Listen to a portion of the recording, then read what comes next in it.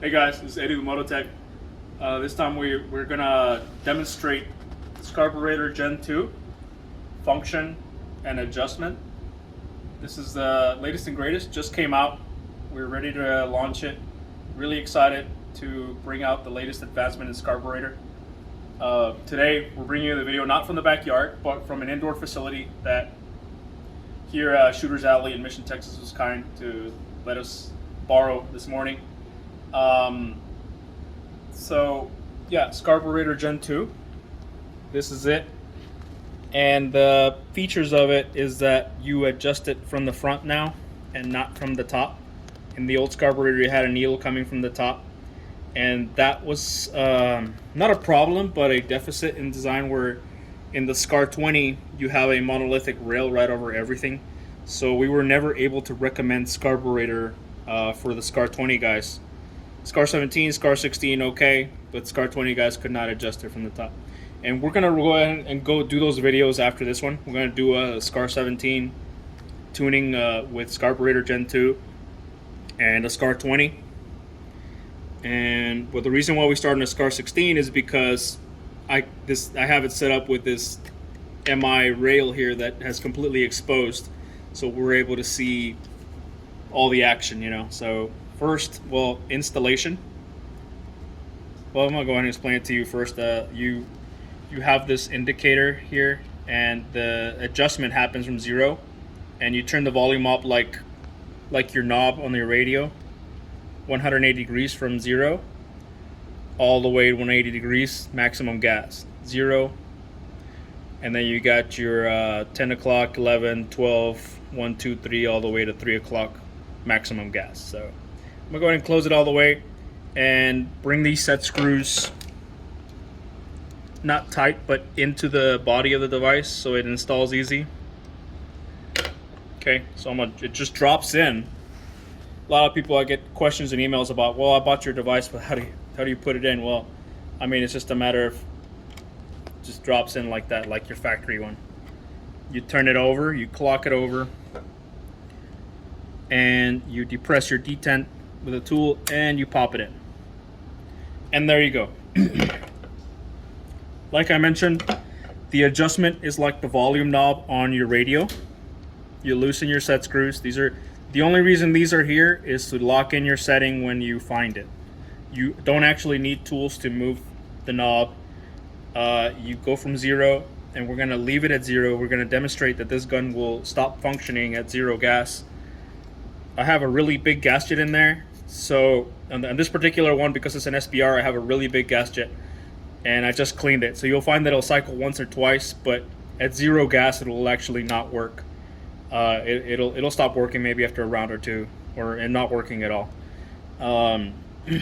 So we're gonna 0 out the gas, and then we're gonna close in our set screws.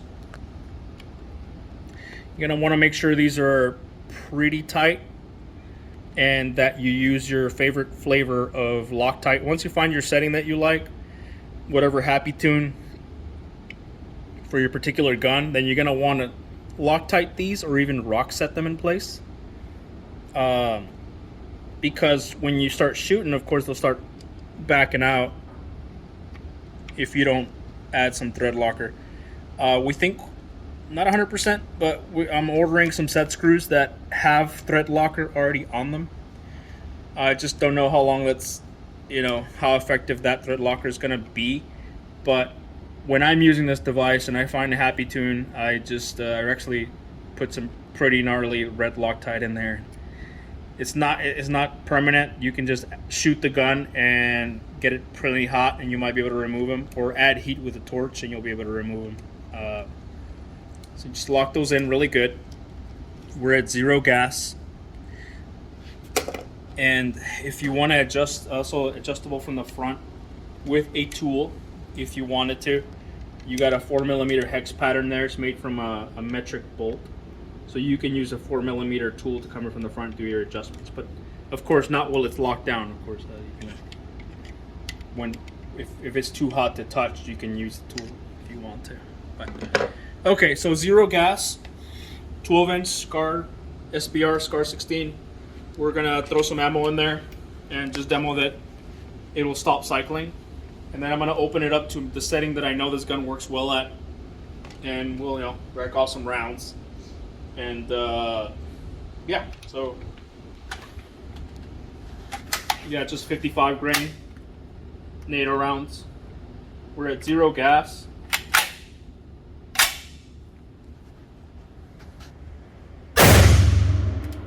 There you go.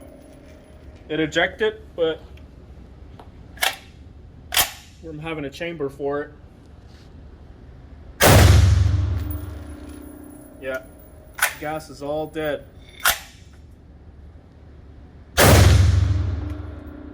Okay, so we'll lock the bolt back. We'll take the ammo out. It's clear. Let's make our first adjustment. I'm gonna open up these, loosen our tightening screws, and I'm gonna open it up to maybe the 10 o'clock position, 10:30. You can use degrees or time references for you military guys.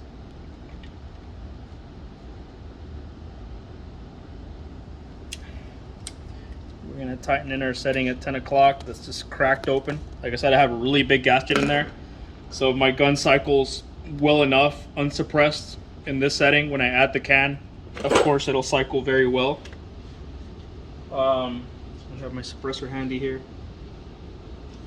I'm gonna add the magazine one more time.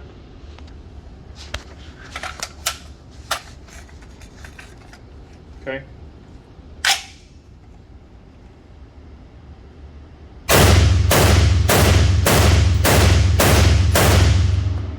It's ejecting pretty nice. I'm gonna put it on safe and add our suppressor.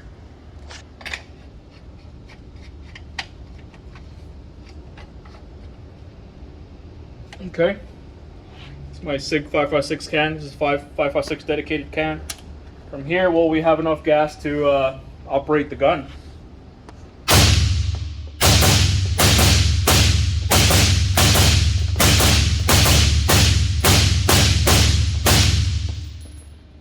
Runs like a champ. Doesn't throw you off. Very reliable. And if you want more gas for a weaker ammo, say you run 62 grainers or what have you, you can turn it all the way up. You got more gas adjustment there. So, thanks for watching.